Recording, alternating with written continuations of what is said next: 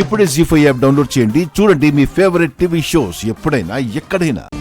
సూర్య, నువ్వు నా సపోర్ట్ కోసం వస్తావని నేను అనుకోలేదు. అవసరమైతే సీఎం పదవినైనా వదిలేస్తావనుకున్నాను.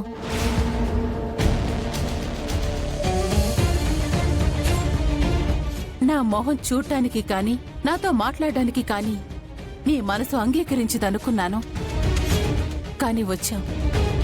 థ్యాంక్స్ సూర్య. చంద్ర అన్నయ్య, నేనిక్కడికి ఈవిడి గారి మాటలు వినటానికి రాలేదని చెప్పు. తన సపోర్ట్ కోసం మాత్రమే వచ్చారని చెప్పు.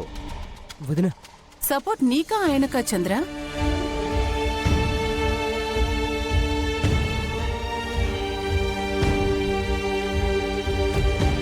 చూడు విరూపాక్షి, నీ అదృష్టం కొద్దీ నువ్వు గెలిచావు. మా తమ్ముడి దురదృష్టం కొద్దీ హంగొచ్చింది. నీ అవసరం పడింది. దిగొచ్చారు కదా అని పెట్టు చేయకో. ముందుగా నా పైన పోటీ చేసి గెలవటానికి కుట్రలు పన్ని ఓటర్లకి డబ్బాస చూపించినా సరే ఓడిపోయినందుకు నా సానుభూతి తెలుపుతున్నాను విజయాంబిక.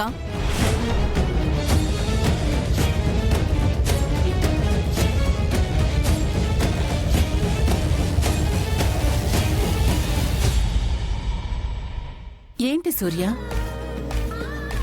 ఈ 25 ఏళ్లలో ఒక్కసారైనా నా గురించి ఆలోచించావా?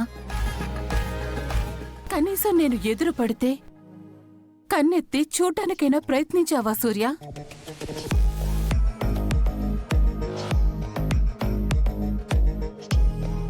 ఇప్పుడు నా సాయం అవసరమయ్యేసరికి ఏమీ ఆలోచించకుండా నన్ను వెతుక్కుంటూ వచ్చావు.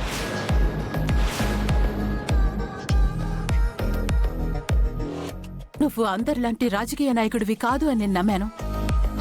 కానీ నువ్వు కూడా నీ రాజకీయ బుద్ధి చూపించావు.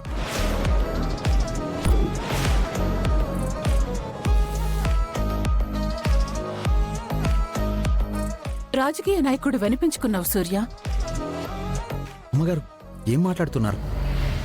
ఏం మాట్లాడుతుందో తెలియనట్టు అంత ఆశ్చర్యపోతావేంటి రాజు? మీకు అవకాశం వచ్చిన ప్రతిసారి ఏదో ఒకలాగా మమ్మల్ని దెబ్బతీయాలనో మమ్మల్ని అవమానించాలనో ప్రయత్నిస్తూనే ఉన్నారు కదా.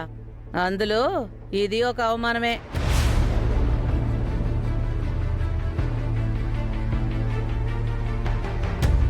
రామాయణంలో కైకేయి, మహాభారతంలో శకుని ఉన్నట్టు పుల్లలు పెట్టడానికి ఈ కుటుంబానికి నువ్వున్నావు. ముత్యాలు ఉన్నమాటే కదా విజయాంబిక గారు మా ముత్యాలన్నది. అప్పలనాయుడు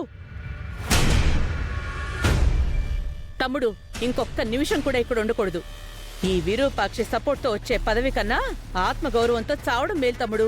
తమ్ముడు వెళ్దాం. ఆగక్క. చూడు విరూపాక్షి, నేనిక్కడికి గతాన్ని తవ్వుకోవడానికి రాలేదు. రాష్ట్ర భవిష్యత్తుకి పునాదులు వేయడానికి వచ్చాను.